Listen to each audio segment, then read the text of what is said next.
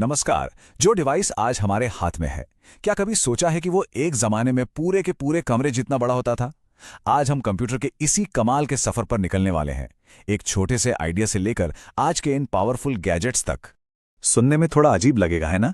लेकिन हमारे स्मार्टफोन की कहानी असल में 2000 साल पुरानी है। जी हाँ, और ये समझने के लिए कि हम आज यहां तक पहुंचे कैसे, हमें टाइम में काफी पीछे चलना पड़ेगा। उस जमाने में जब गिनती करने का मतलब था बस उंगलियां या फिर कुछ छोटे छोटे मोती। तो इतिहास में जाने से पहले एक मिनट रुकते हैं और एक बहुत ही बेसिक सवाल पूछते हैं।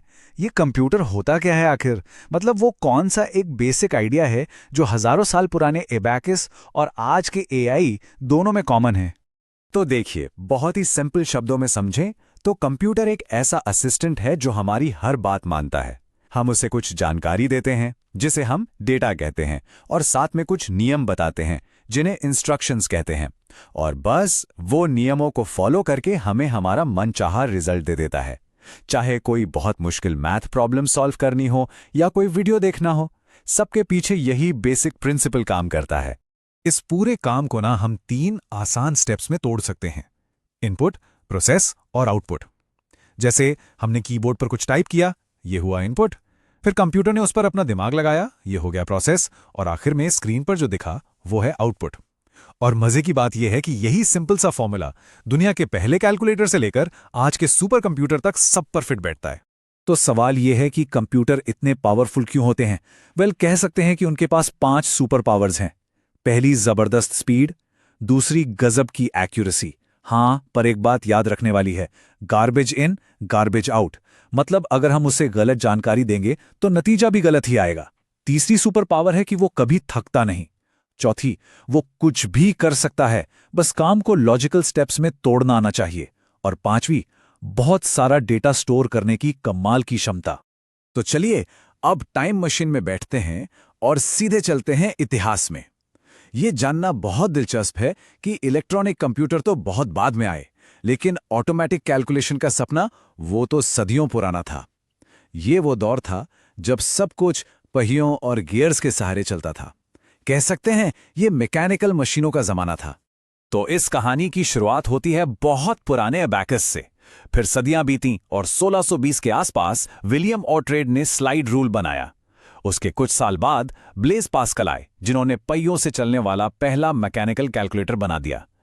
लेकिन जो असली गेम चेंजर आइडिया था वो आया चार्ल्स बैबेज की तरफ से। उन्होंने एक ऐसी मशीन का सपना देखा जो खुद ब खुद बिना किसी इंसानी मदद के कैलकुलेशन कर सके, जिसे उन्होंने नाम दिया डिफरेंस इंजन।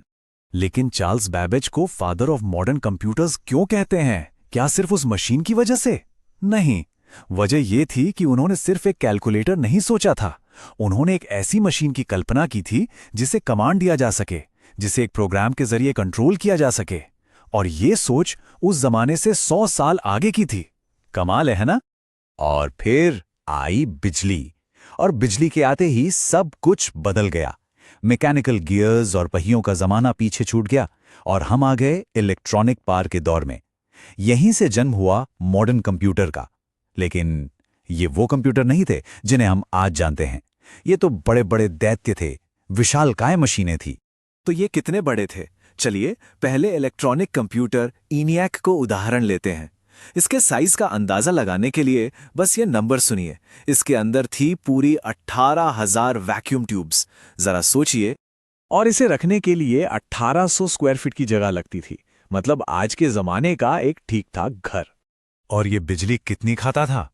1,80,000 वॉट्स। इससे इतनी गर्मी निकलती थी कि इसे ठंडा रखने के लिए ही एक बड़ा सिस्टम लगाना पड़ता था। सही में ये एक बहुत बड़ा, बहुत भूखा और बहुत गर्म मॉन्स्टर था। ENIAC तो बन गया, लेकिन उसके बाद एक और बहुत बड़ा ब्रेक थ्रू हुआ। एक जीनियस थे, जॉन वॉन न्यूमैन।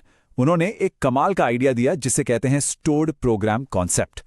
इसका सीधा सा मतलब यह था कि कंप्यूटर के इंस्ट्रक्शंस और डेटा दोनों को एक ही जगह यानी कंप्यूटर की मेमोरी में स्टोर किया जा सकता है।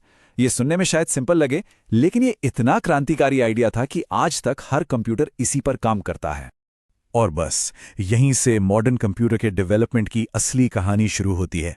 एक ऐसी रेस जिसका मकसद था हर चीज को छोटा, सस्ता और ज्यादा पावरफुल बनाना। हम इसे कह सकते हैं द ग्रेट श्रिंकिंग, यानी सिकुड़ने का महान दौर। इस सिकुड़ने की कहानी का सबसे बड़ा हीरो था ट्रांजिस्टर।